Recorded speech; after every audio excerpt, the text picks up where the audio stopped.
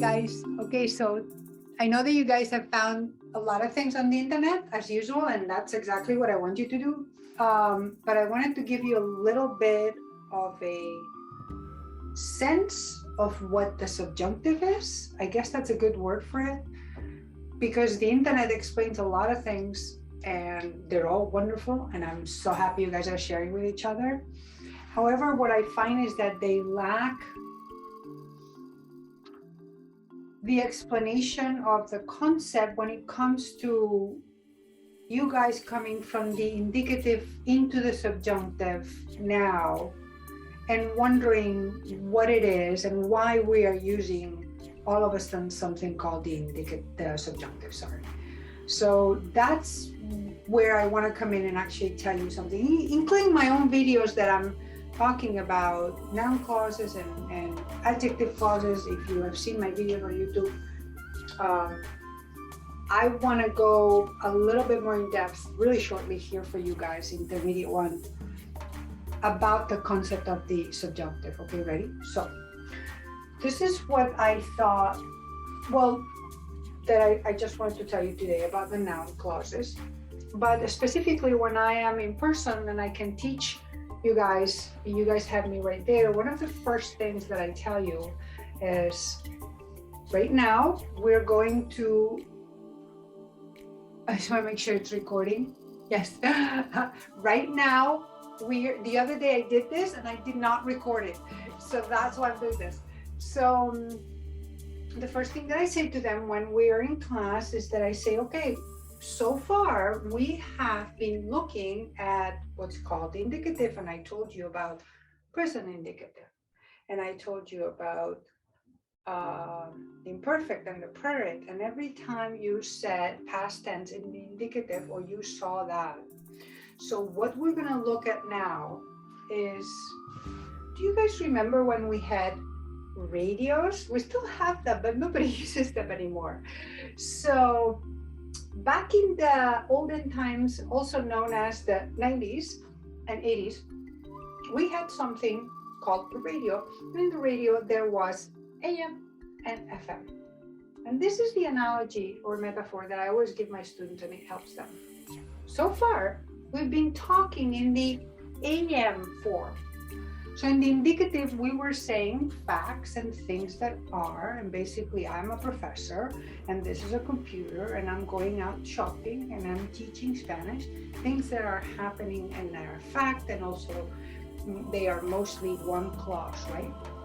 So one clause means just one sentence. I'm going to the supermarket, okay?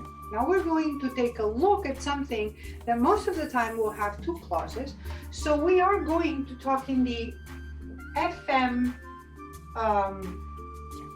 wavelength. And the reason why I put it like this is because when you think about a radio, you think, okay, what is AM and FM? What was that? And somebody in class that knows about these things, they said, well, they're like radio waves, right? They're like, you're talking in this radio wave or in that radio wave over here. So that's how I think you should look at it. You should look at the indicative like, so far we've been talking in AM form up here in this wavelength, and we have all this set of conjugations. Now we're going to switch the dial, click, and talk in the FM form with a new set of conjugations.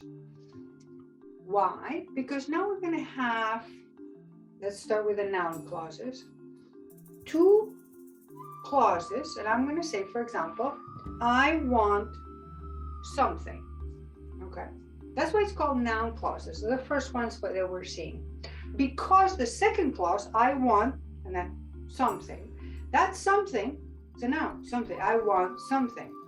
But in this, to substitute that something that I put here, yo quiero algo, something, you're going to tell someone else, so it's going to be you telling someone else telling you, it's going to be different subjects. I want that you wash the dishes. You see some of my videos, I always use the example. And for you ladies over there, I always talk about that because I want my husband to do the dishes, right? Okay, you know that, huh? Okay, so Yo quiero que tú, in this case, I tell this other person, I want this person to go to the park. Yo quiero que tú vayas al parque. And this is where the subjunctive will come in. The first one will be doubts and denials and wishes and other, etc. Because you want someone else to do something, or they want you to do something. I'm using the verb want just as an example. You could say, I need you to go shopping, okay? Doubt.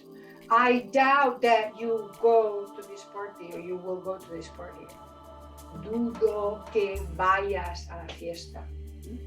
Quiero que vayas a la fiesta.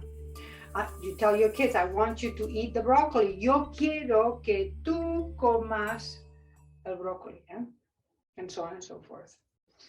So, the second part of the sentence, again, I cannot emphasize enough that you have one person talking about someone else, because the reason why I say this is very important is because if you're talking about yourself and you say, I want to go to the park, then it's just infinitive. Yo quiero ir al parque. Whereas if you want someone else, yo quiero que ella vaya al parque. And that second sentence will be in the subjunctive. So that's why I put there the lady and a guy, so that you see what I'm talking about, okay? That's all I wanted to say today. I don't want to make them too long. As you know, I want to give you my videos online are a little long, some of them. And so the ones that I showed you today or sent you today was one from 2020, which was during COVID time. So that's probably a little long because we had a lot of time at home, right? And so, but for this class, I just want to give you like a little tidbits of things that I think that will help you with the activities, okay? So let me know again if you have any questions for me via email like you usually do, or in the discussion board. You can ask me or you can ask the other students and help each other, which you guys are doing great, by the way. I already told you today. All right.